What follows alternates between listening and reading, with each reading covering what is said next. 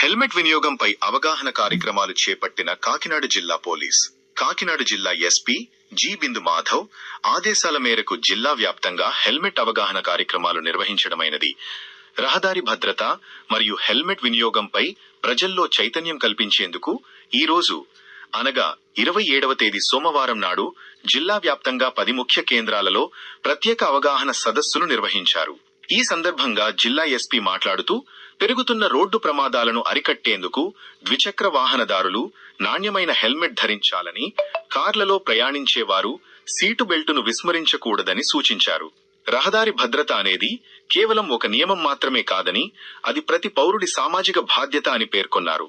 ప్రతి వాహనదారుడు తప్పనిసరిగా driving licence మరియు వాహన ఇన్సూరెన్స్ కలిగి ఉండాలని, జరిమానాల భయం కంటే స్వీయ రక్షణే ముఖ్యమని భావించి ట్రాఫిక్ నిబంధనలను పాటించాలని, తద్వారా జిల్లాను ప్రమాదరహితంగా మార్చేందుకు పోలీసు శాఖకు సహకరించాలని కోరారు.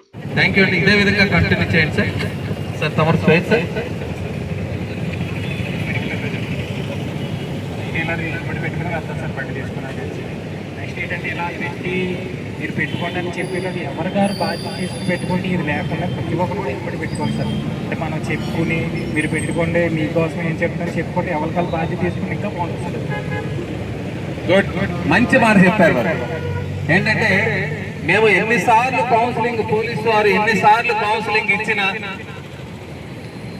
ఇది వదిలేస్తున్నారు. అలా కాదు, వాళ్ళకి కూడా ఒక రెస్పాన్సిబిలిటీ అనేది ఉండాలి.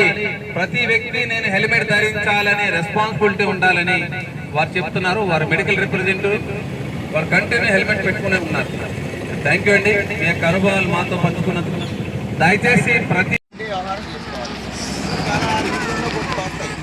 హెల్మెట్ వేరింగ్ రోడ్ యాక్సిడెంట్ అని అనుకో, హెల్మెట్ ఉండడం వల్ల ఏ విధంగా బతికిపోయాడు అన్న విషయం క్లియర్గా కనపడుతుంది అనమాట. అప్పుడు మాత్రం మీకు అవేర్నెస్ అవుతుంది. అంటే ఈ విషయం తెలవక పడిపోతాం అన్నమాట. హడావుడు అది కాదు, మనం ఒక గంట లేట్ అయిపోయిన ప్రపంచం ఆగిపోదు, కానీ మన జీవితం ఆగిపోదు. ఇంటి దగ్గర భార్య పిల్లలు అందరూ ఎదురు చూస్తూ ఉంటాం, సాయంత్రం పనికి ఇంటికి వస్తూ ఉంటాం. కానీ అది ఏమవుతుంది, మొత్తం జీవితం మొత్తం కలిమెళ్ళదు. ఏం లేదు వాళ్ళు అనుకున్నదో ఇందో ఒకటి. మళ్ళీ 3 నెలల తర్వాత మామూలు ఆల్టర్నేట్ సెట్ అయిపోతారు. కానీ మనం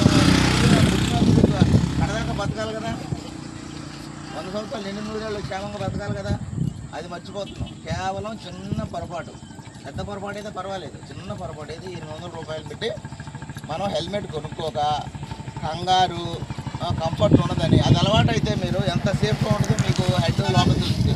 గాలి రాదు, ముఖం చక్కగా ఉంటుంది, దుమ్ము ధూళి పడదు, కళ్ళలో నలక పడదు. ఈ నేపథ్యంలో మనం అంతా క్షేమంగా కంటిన్యూ చేస్తాం, మన పనులు చక్కగా చేస్తాం.